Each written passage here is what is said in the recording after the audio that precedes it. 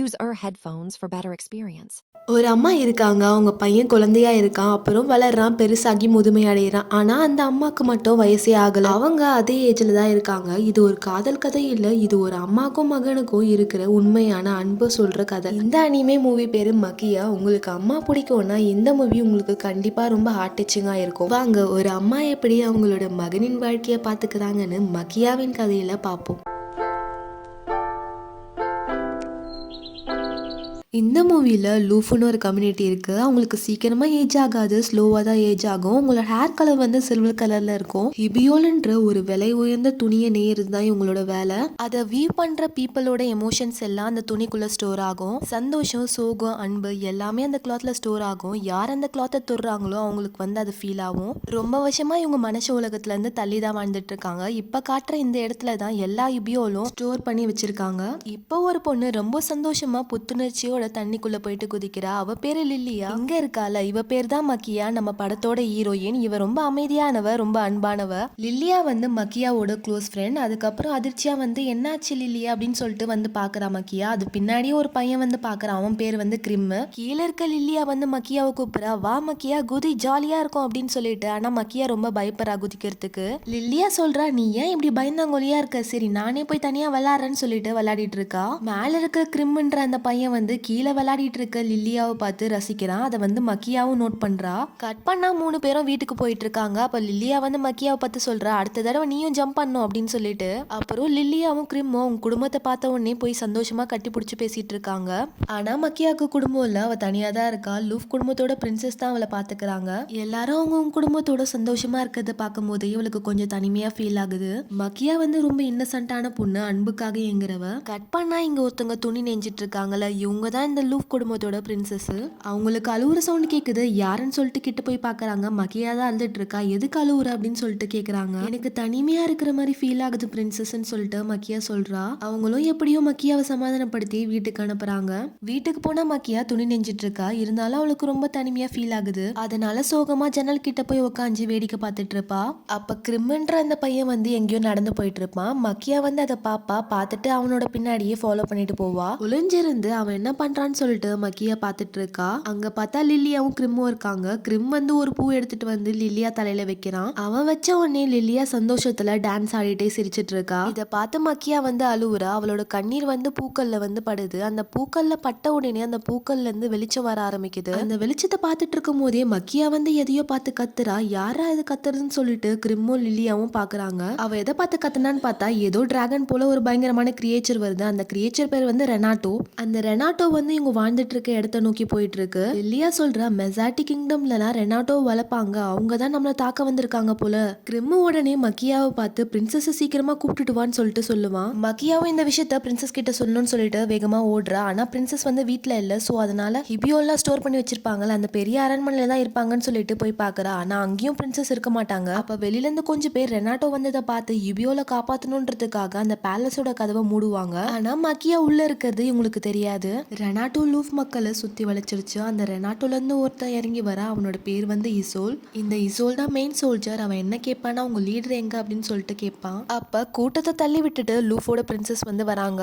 நீ தான் லூஃப் குடும்பத்தோட லீடரா? பார்க்க சின்ன பொண்ணு மாதிரி இருந்தாலும் நீ வயசான மான்ஸ்டர்னு சொல்லிட்டு எனக்கு நல்லா தெரியும்னு சொல்லிட்டு அவன் சொல்லுவான். இதை கேட்ட பிரின்சஸ் வந்து சொல்லுவாங்க, நாங்க மான்ஸ்டர் இல்ல, நாங்க சாதாரண துணி நெய்யறவங்கன்னு சொல்லிட்டு. அதெல்லாம் இருக்கட்டும், ஒழுங்கா எல்லாரும் சரணடைஞ்சிருங்க, யார் யாரெல்லாம் சரணடையிலையோ அவங்களா கொல்லுங்கடா அப்படின்னு சொல்லிட்டு ஆர்டர் போடுவான். எதுக்காக இவங்க இப்படி வந்து தாக்குதல் பண்றாங்கன்னா, லூஃப் குடும்பத்தோட பவர் அடையறதுக்காக. தாக்குதல் ஆரம்பிக்கும் போது ஒரு ரெனாட்டோக்கு ரெட் ஐஸ் டிசீஸ் வந்து வந்துடும். அதனால எல்லா சோல்ஜரையும் தள்ளி விட்டுட்டு அது பாட்டு தனியா பறந்து போயிடும். இந்த பக்கம் மக்கியா வந்து கத்திட்டு இருப்பா, யாராச்சும் காப்பாத்துங்க அப்படின்னு சொல்லிட்டு. அந்த நேரம் பார்த்தா அந்த பறந்து போச்சுல அந்த ரெனாட்டோ வந்து இந்த இடத்துக்கு வந்துடும். ரெனாட்டோவை பார்த்து மக்கிட்டா வந்து பயந்து ஓடுறா. ஆனா அந்த ரெனாட்டோக்கு என்ன பண்றேன்னு சொல்லிட்டு அதுக்கே தெரியல. அந்த ரெனாட்டோ வந்து ஹிபியோல எல்லாம் சிக்கிடுச்சு. அதுக்கப்புறம் மக்கியாவும் ஹிபியோல மாட்டிப்பா. 2 பேரும் சேர்ந்து பறந்து போயிடுவாங்க. ரெனாட்டோவும் மக்கிட்டாவும் பறந்து போயிட்டு இருக்காங்க. ரெனாட்டோவோட உடம்புல இருந்து நெருப்பா வருது. அதால அதுக்கு மேல பறக்க முடியல. அதனால கீழே விழுது. மக்கியா மாட்டிட்டு இருக்க இபியோல வந்து நெருப்பு படுது. அதனால அது வந்து பிஞ்சு தனியா விழுது. அவளும் அதை புடிச்சுக்கிட்டே அது கூடவே விழுறா. மக்கியாக்கு பெருசா அடி எதுவும் படல. சின்னதா தான் அடிபட்டு இருக்கு. அவ கண் முழிச்சு ஏந்த அப்புறம் அவளோட வில்லேஜ் நோக்கி பாக்குறா. லூஃப் வில்லேஜ் மொத்தமா எரிஞ்சிட்டு இருக்கு. அதை பார்த்த மக்கியாக்கு ரொம்ப கஷ்டமா இருக்கு. கத்துறா. அவளோட மக்கள் எல்லாரும் அழிஞ்சு போயிட்டாங்க. இதுக்கு மேல தனியா என்ன பண்றதுன்னு தெரியாம அவ நடந்து போயிட்டு இருக்கா. அப்போ ஒரு பெரிய பள்ளத்தாக்கு வருது. அதுல இருந்து குதிச்சு இறந்து போயிடலாமான்னு சொல்லிட்டு பாக்குறா. ஆனா அந்த நேரத்துல ஒரு குழந்தை கத்துற சவுண்ட் கேக்குது.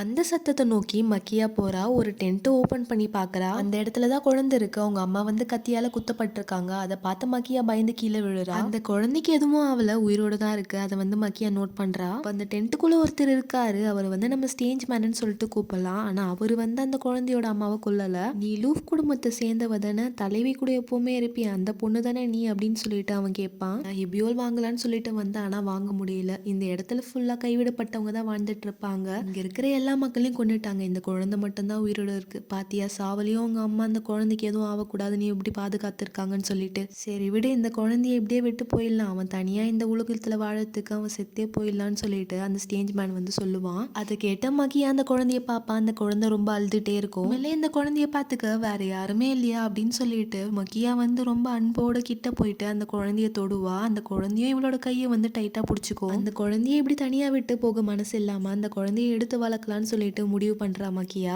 அந்த குழந்தைய எடுக்க முடியாத அளவுக்கு அவங்க அம்மா வந்து டைட்டா பிடிச்சிட்டு இருந்திருப்பாங்க. அதனால மகியா என்ன பண்ணுவானா, அவங்க அம்மாவோட ஒவ்வொரு விரலா உடைச்சுதான் எடுக்க ட்ரை பண்ணிட்டு இருப்பா அழுதுகிட்டே. இதை பார்த்து அந்த ஸ்டேஜ் மேன் வந்து சொல்லுவான், அவனை விளையாடுற பொம்மை இல்லைன்னு சொல்லிட்டு. மகியா சொல்லுவா, எனக்கு தெரியும் அவன் விளையாடுற பொம்மை இல்லைன்னு, அவன் என்னோட இபியோல் அப்படின்னு சொல்லிட்டு சொல்லுவா. அந்த குழந்தைய எடுத்துட்டு மகியா வந்து அவளோட பயணத்தை தொடர்றா.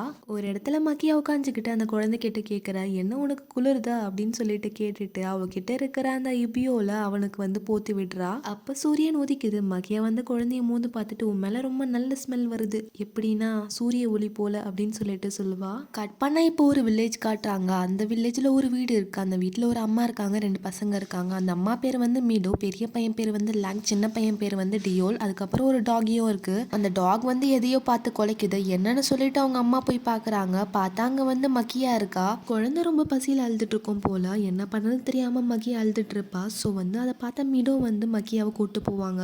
மிடோக்கு மக்கியா வந்து லூஃப் குடும்பத்தை சேர்ந்தவன்னு சொல்லிட்டு நல்லாவே தெரியுது. ஸோ அந்த குழந்தை யாரோடது அப்படின்னு சொல்லிட்டு கேட்குறாங்க. அதுக்கப்புறம் அந்த குழந்தைக்கு என்ன பேர் வைக்க போறேன்னு சொல்லிட்டு கேட்குறாங்க. ஏரியல்னு சொல்லிட்டு மகியாவும் பேர் வைக்கிறாங்க. குழந்தைய வளர்க்கணும்னா நிச்சயமா செலவாகும். அதனால வேலைக்கு போகணும். ஸோ மிடோ வந்து என்ன பண்றானா, மகியா வந்து ஒரு தாத்தா கடைக்கு கூட்டு போய் வேலைக்கு சேர்த்து விடுறா. அந்த தாத்தாக்கும் தெரியுது இவ லூப் குடும்பத்தை சேர்ந்தவன்னு சொல்லிட்டு. இருந்தாலும் அவர் ரொம்ப நல்ல தாத்தா போல. அதனால எதுவுமே சொல்லாம வேலைக்கு சேர்த்துட்டாரு. மிடோவோட ஹஸ்பண்ட் வந்து ரெட் ஐ ரெனாட்டோவால கொல்லப்பட்டாரு. அதனால மிடோ வந்து தனியா தான் அவங்க 2 பசங்களை வளர்த்துட்டு வராங்க. அப்ப வந்து மக்கியா சொல்லுவா, ஒரு அம்மாவா இருக்காது எப்படின்னு தெரியல, எனக்கு பயமா இருக்குன்னு சொல்லிட்டு. அதுக்கப்புறம் மிடோ வந்து சொல்லுவா, அம்மா இருக்கிறது ஒன்றும் அவ்வளோ பெரிய விஷயம் இல்ல, வெறும் தைரியம் இருந்தா போதும் அப்படின்னு சொல்லிட்டு சொல்லுவாங்க.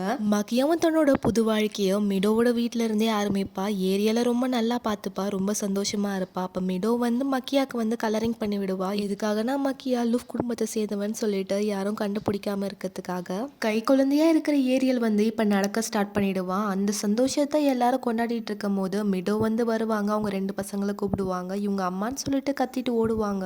அதை கேட்ட உடனே மக்கியா வந்து ஏரியல் கிட்ட என்ன அம்மான்னு கூப்பிடு அப்படின்னு சொல்லிட்டு சொல்லுவா. அதுக்கப்புறம் ஏரியலும் அம்மான்னு சொல்லிட்டு சொல்லுவா. இதை கேட்ட உடனே மக்கியாக்கு ரொம்ப சந்தோஷமா இருக்கும். தூக்கி ரொம்ப சந்தோஷத்தோட சிரிச்சிட்டு இருப்பா. இப்ப இந்த பக்கம் மெசாடியஸ் கிங்டம் காட்டுறாங்க. அந்த கிங்டம்ல இப்போ ஒரு பிரச்சனை நடக்குது. என்னன்னா, ரெனாட்டோ நம்பி தான் இந்த கிங்டமே இருக்கு. ஆனா அந்த ரெனாட்டோ ஒன்னு அழிஞ்சிட்டு இருக்கு ரெட் ஐஸ் டிசீஸ்னால. நம்ம கிட்ட 5 ரெனாட்டோ தான் இருக்கு. இன்னும் இதே மாதிரி போச்சுன்னா நம்மள அழிச்சிருவாங்கன்னு சொல்லிட்டு இசோல் வந்து சொல்லுவா. இதுல இருந்து தப்பிக்கணும்னா ரெனாட்டோவோட ரொம்ப பவர்ஃபுல்லான ஒண்ணு நம்மளுக்கு தேவைன்னு சொல்லிட்டு கூட்டத்துல இருந்து ஒருத்தர் சொல்லுவா. கேட்ட அரசர் ரொம்ப சந்தோஷத்தோட, நம்மளுக்கு லூஃப் குடும்பத்தோட ரத்தம் கிடைச்சிச்சுன்னா நம்மள யாராலையும் அழிக்க முடியாது அப்படின்னு சொல்லிட்டு சொல்லுவாரு. லூஃப் வில்லேஜ் அட்டாக் பண்ணும்போது ஒரு பொண்ணை நம்ம பிடிச்சிட்டு வந்தோமே அப்படின்னு சொல்லிட்டு கூட்டத்துல இருந்து ஒருத்தர் சொல்லுவான். அப்பதான் நம்மளுக்கு தெரியுது லூஃப் குடும்பத்துல இருந்து ஒரு பொண்ணை வந்து கூட்டு வந்திருக்காங்க. அந்த பொண்ணு யாருன்னா நம்ம லில்லியா தான். கட் பண்ணா இந்த பக்கம் துணி நெஞ்சிட்டு இருக்காங்க. மகியா வந்து ஏரியலுக்கு எப்படி துணி நெய்யணும்னு சொல்லிட்டு சொல்லி தந்துட்டு இருக்கா. இப்ப நம்ம ஏரியல் கொஞ்சம் பெரிய பையனா வளர்ந்துட்டான். துணி நெஞ்சும் முடிச்சாச்சு. முடிச்ச உடனே அவன் கேக்குறான், அம்மா இப்ப இந்த துணி என்ன சொல்லுது அப்படின்னு சொல்லிட்டு. அதுக்கு நம்ம மக்கியா சொல்றா, கூடி சீக்கிரம் குணமாயிடுவேன்னு சொல்லுது. நான் பிறந்த இடத்துல எல்லாம் எழுத்துனால பேச மாட்டோம், நாங்க துணி மூலியமா தான் பேசுவோம்னு சொல்லிட்டு மக்கியா சொல்லுவா. அப்படியா அம்மா, நீங்க எங்கம்மா பிறந்தீங்க அப்படின்னு சொல்லிட்டு ஏரியல் கேட்பான். அதுக்கு மக்கியா வந்து சொல்லுவா, அதெல்லாம் இருக்கட்டும், நீ எங்க பிறந்த தெரியுமா, சிக்கலாக்கா மூலியமா தான் அங்கெல்லாம் பேசிப்பாங்கன்னு சொல்லிட்டு கிட்ட வந்து கிச்சு கிச்சு மூட்டுறா. ஏரியலும் சிரிக்கிறான். அப்புறம் ஏரியல் ரொம்ப சந்தோஷத்தோட ஓடி வந்து அந்த துணியை எடுத்து டாகி மேல போத்தி விட்டுறான். அந்த துணியில கெட் வெல் சூன்னு சொல்லிட்டு எழுதி இருக்கு. டாகிக்கு வந்து உடம்பு சரியில்லை, அது சரியாகணும்னு சொல்லிட்டு நம்ம ஏரியல் போத்தி விட்டுறான். பக்கத்துல இருந்த லேங் வந்து சொல்லுவான், இந்த டாகிக்கு 9 இயர்ஸ் ஆயிடுச்சு, அதுக்கு வயசாகிட்டே போகுது அப்படின்னு சொல்லிட்டு. இதை கேட்ட மக்கியாக்கு ரொம்ப கஷ்டமா இருக்கு. ஏன்னா ஏரியலுக்கு வயசாயிட்டே போகுது, இவ அப்படியே இருக்கா. அவன் பையனுக்கு வயசாயிட்டே போறதை நினைச்சு ரொம்ப கஷ்டப்படுறா மக்கியா. அடுத்த சீன்ல எல்லாரும் ஏரியலை ரொம்ப கிண்டல் பண்ணிட்டு இருப்பாங்க. அவங்க அம்மா வந்து ரொம்ப வியர்டா இருக்காங்கன்னு சொல்லிட்டு. சென்டர்ல எல்லோ ட்ரெஸ் போட்டுட்டு இருக்கால, அவளோட பேர் வந்து டீட்டா. அந்த பொண்ணு வந்து ரொம்ப கிண்டல் பண்ணிடுவா ஏரியலை. ஏரியல் வந்து செம்ம கோவப்பட்டு, உன்னை சுத்தமா எனக்கு பிடிக்கலன்னு சொல்லிட்டு கத்திட்டு போயிடுவான். அதை கேட்ட டீட்டாக்கு ரொம்ப கஷ்டமாயிடும். அதனால டீட்டால ஸ்டார்ட் பண்ணிடுவா. பக்கத்துல இருந்து ஒரு பையன் வந்து, டீட்டா நீ எதுக்கு அழுவுறன்னு சொல்லிட்டு கேட்பான். டீட்டா கோவத்துல அவனோட மூக்கையே உடைச்சிருவா. கட் பண்ணா மக்கியா வந்து அவன் நெஞ்ச துணி அந்த தாத்தா கிட்ட போயிட்டு கொடுப்பான். அந்த தாத்தாவும் அதை பார்த்துட்டு, ரொம்ப நல்லா இருக்கு, இந்த மாசம் சம்பளம் இந்தா வச்சுக்கோன்னு சொல்லிட்டு கொடுப்பாரு. அந்த வயசானவர், இருமகியா என்னோட இன்னொரு கஸ்டமர் உண்மையான ஒரு ஹிபியோல வந்து எனக்கு தந்தாரு, இந்தா இதை ஒரு தடவை பாரு அப்படின்னு சொல்லிட்டு மக்கியா கிட்ட கொடுப்பாரு. மக்கியாவும் அதை பாப்பா.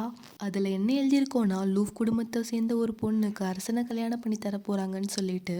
அந்த ஹிபியோல பண்ணது இல்லையான்னு சொல்லிட்டு மக்கியாவுக்கு ரொம்ப நல்லா தெரிய வருது. அதனால அதிர்ச்சியில கீழே உட்கார்றா. மிடோ வந்து மக்கியாவை சமாதானப்படுத்தி கூட்டு வரா. மக்கியாவும் மிடோவும் ரோட்ல நடந்து வந்துட்டு இருக்கும் போது எல்லாரும் ஒரு மாதிரி பேசிட்டு இருக்காங்க. மக்கியா இந்த ஊருக்கு வந்து ரொம்ப நாளா ஆச்சு, ஆனா அவ இன்னும் வளரவே இல்லைல்ல, அப்படியே இருக்கா. அதனால எல்லாரும் ஒரு மாதிரி பேசிட்டு இருக்காங்க. இதுக்கு மேலேயும் இதே இடத்துல இருந்தா நீ லூஃப் குடும்பத்தை சேர்ந்தவன் சொல்லிட்டு எல்லாரும் கண்டுபிடிச்சிருவாங்க. அதனால நீ வேற ஏரியாவுக்கு தான் போகணும்னு சொல்லிட்டு மிடோ வந்து சொல்லிட்டு இருப்பா. அப்ப ஏரியல் அம்மான்னு சொல்லிட்டு கத்திட்டு ஓடி வருமா. என்னன்னு பார்த்தா அவங்க ஆசையா வளர்த்த டாகி வந்து இறந்து போயிருக்கும். அந்த டாகியை புதைக்கிறதுக்காக குழி வந்து தோண்டிட்டு இருப்பாங்க. டாகியை புதைச்சிட்டு இருக்கும் போது ஏரியல் வந்து மிடோ கிட்ட கேட்பா, என்னால இனிமேல் அந்த டாகி கூட விளையாடவே முடியாதுல்ல, எதுக்கு இந்த மாதிரி ஆகுதுன்னு சொல்லிட்டு. அவன் ரொம்ப நல்ல டாகியா இருந்தான், இப்ப இறந்து போயிட்டான். ஒரு வாழ்க்கையில பொறுப்பு இருந்தா இறப்போ கண்டிப்பா இருக்கும், அவன் நம்மளோட சீக்கிரமா இறந்து போயிட்டான்னு சொல்லிட்டு சொன்ன உடனே அதை கேட்ட மக்கியா அழுதுட்டே ஓடி போயிடுவா. அதுக்கப்புறம் லேங் வந்து நான் சமாதானப்படுத்துறேன்னு சொல்லிட்டு அவளோட பின்னாடி ஓடி போவான். ஓடி வந்த மக்கியா வந்து ஒரு இடத்துல நின்று அழுதுட்டு இருப்பா. இதெல்லாம் நியாயமே இல்லை, எதுக்காக வாழ்க்கை இப்படி இருக்கு, நான் மட்டும் வயசாகாம அப்படியே இருப்பேன், நீங்க எல்லாம் வயசாகி இறந்து போயிடுவீங்க, என்னால இது ஏத்துக்கவே முடியல, எனக்கு ஏற்கனவே தெரியும், ஆனா இது எனக்கு சுத்தமா பிடிக்கலன்னு சொல்லிட்டு மக்கியால ஸ்டார்ட் பண்ணுறவா. லேங் தான் வந்து சமாதானப்படுத்துவா, அம்மாலாம் அழக்கூடாது, தயவு செஞ்சு அழாதீங்கன்னு சொல்லிட்டு. கட் பண்ணா மக்கியா வந்து வீட்டுக்கு போயிட்டு இருப்பா. அப்போ ஏரியல் வந்து வாசல்லே பார்த்துட்டு இருப்பா, மக்கியா வருவான்னு சொல்லிட்டு வெயிட் பண்ணி. மக்கியா ஏரியலை பார்த்துட்டு, நீ எனக்காக வெயிட் பண்ணி இங்கேயே தூங்கிட்டியா, சரி வா நம்ம பெட்டுக்கு போகலான்னு சொல்லிட்டு ஏரியலை தூக்கிட்டு, அச்சோ நீ பெரிய பையனா வளர்ந்துட்டியே, என்னதான் நீ பெரிய பையனா வளர்ந்தாலும் இப்பவும் சூரிய உதயத்தோட வாசனை தான் உன் மேலே வருதுன்னு சொல்லிட்டு. கவலைப்படாத ஏரியல், உன் அம்மா இனிமேல் அழவே மாட்டேன், நான் ப்ராமிஸ் பண்ணுறேன், எப்போதும் உன் கூடவே இருப்பேன்னு சொல்லிட்டு மக்கியா சொல்லுவா. கட் பண்ண அடுத்த நாள் ஏரியலை கிண்டல் பண்ணால டீட்டான்னு ஒரு பொண்ணு. அந்த பொண்ணு வந்து ஏரியல் கிட்ட சாரி கேட்கலான்னு சொல்லிட்டு ஒரு பூ எடுத்துட்டு வந்துட்டு இருப்பா. ஏரியலோட கதவு தட்டுவா. அப்போ டியோல் வந்து ஏரியோல அவங்க அம்மாவும் வெளியே போயிட்டாங்கன்னு சொல்லிட்டு சொல்லுவான். அப்புறம் டியோல் வந்து லேங் கிட்ட கேட்பான், மக்கியாவையும் ஏரியாலையும் வழி அனுப்ப போலியான்னு சொல்லிட்டு. அதுக்கு எதுவுமே பதில் சொல்ல மாட்டான் லேங்கு. மெசாண்டிஸ் கிங்டம் நோக்கி தான் நம்ம மக்கியா வந்து போயிட்டு இருக்கா லிலியாவை பார்க்கறதுக்காக. மிடோ வந்து வழி அமைச்சிட்டு வீட்டுக்கு போறா. கப்பல்ல ஏரியல் வந்து சும்மா இல்ல, வால்தனம் பண்ணிட்டே இருக்கான். அவனை பிடிக்கிறதுக்காக மக்கியா பின்னாடி ஓடிட்டே இருக்கா. தெரியாம ஒருத்தர் இடிச்சிருக்கா. அவர் யாருன்னு பார்த்தா கிரிம்மை பார்த்த சந்தோஷத்துல மக்கியா வந்து கட்டி பிடிப்பா. அதை பார்த்து ஏரியல் வந்து அவங்க 2 பேரும் நடுவுல போயிட்டு 2 பேரையும் பிரிச்சு விட ட்ரை பண்ணிட்டு இருப்பான். கிரிம்மும் மக்கியாவும் உட்காந்து பேசிட்டு இருக்காங்க. நம்ம எப்படி ரொம்ப வருஷம் உயிரோட இருக்கணும்னு தெரிஞ்சுக்கிறதுக்காக தான் அந்த மெசாடிஸ் கிங்டம் வந்து நம்ம மேல அட்டாக் பண்ணாங்க, அது மட்டும் இல்லாமல் லில்லியாவையும் கடத்தி போயிட்டாங்க அப்படின்னு சொல்லிட்டு சொல்லுவான். கட் பண்ண மெசாண்டிஸ் கிங்டம்க்கு வந்துட்டாங்க. அங்கே வந்து இவங்க மட்டும் இல்லாமல் நிறைய லூஃப் குடும்பத்தை சேர்ந்தவங்க வந்து அந்த அட்டாக்லேருந்து எஸ்கேப் ஆயிருக்காங்க. அவங்களுக்கு வந்து நம்ம மக்கியாவை வந்து இன்ட்ரடியூஸ் பண்ணி வைக்கிறான் கிரிம். கட் பண்ணால் எல்லாரும் ரூமில் இருக்காங்க. நம்ம கிரிம் தான் மாஸ்டர் பிளான் போட்டுட்டு இருக்கான். நாளைக்கு வெட்டிங்காக பெரேட் நடக்கும், அந்த பெரேட்ல எப்படியாச்சும் லில்லியாவை காப்பாற்றி ஆகணும்னு சொல்லிட்டு. அடுத்த சீன்ல ஏரியல் வந்து மக்கியா கிட்ட கேட்பா, அம்மா அம்மா நானும் நாளைக்கு பெரேடுக்கு வரேம்மா அப்படின்னு சொல்லிட்டு. அதுக்கு மக்கியா சொல்லுவா, அதெல்லாம் நீ வரக்கூடாதுப்பா அப்படின்னு சொல்லிட்டு ஏரியல் வந்து கோச்சிப்பான். அதனால நம்ம மக்கியா வந்து சிக்கலாக்கா பண்ணி அவனை சமாதானப்படுத்தி தூங்க வைப்பா. அடுத்த நாள் வெட்டிங் பரேட் ரொம்ப கோலாகலமா ஆரம்பிக்குது. ஆட்டம் பாட்டம் கொண்டாட்டம்னு சொல்லிட்டு எல்லாமே இருக்கு. கல்யாணத்தை பார்க்க வந்து கூட்டத்துக்குள்ளதான் கிரிம், அதுக்கப்புறம் மக்கியா, அதுக்கப்புறம் அவங்க கூட்டாளிகளும் இருக்காங்க. பெரேடும் ஆரம்பிக்குது. முதல்ல வர ரெனாட்டோல பிரின்ஸும், ரெண்டாவது வர ரெனாட்டோல லில்லியாவும் இருக்காங்க. கிரிம் பிளான் படி பிரின்ஸ் வர ரெனாட்டோவை குத்தி அதுக்கு வழி வர வச்சு அது கட்டுப்பாடை மீறி நடக்க ஆரம்பிக்குது. எல்லா மக்களையும் அடிச்சு துவம்சம் பண்ணுது. கிரிமுக்கும் அடிப்படுத்துறதுல. அதனால சோல்ஜர்ஸ் எல்லாம் அந்த ரெனாட்டோ மேல இருக்கிற பிரின்ஸை காப்பாத்துறதுல மும்மரமா இருக்கிறாங்க. அந்த கேப்ல மக்கியா பூந்து லில்லியாவை காப்பாத்தி கூட்டு வரா. கொஞ்ச தூரம் போன அப்புறம் மக்கியா ஸ்டாப் பண்ணி லில்லியாவை பார்த்து சொல்றா, உன்னை நான் ரொம்ப மிஸ் பண்ணேன், நானும் கிரிமும் உன்னை காப்பாத்துறதுக்காக தான் வந்திருக்கோன்னு சொல்லிட்டு சொல்லுவா. சரி லில்லியா வா இப்ப நம்ம போலாம் அப்படின்னு சொல்லிட்டு மக்கியா கூப்பிடுவா. ஆனா லில்லியா வந்து வரமாட்டேன்னு சொல்லிட்டு பின்னாடி போவா.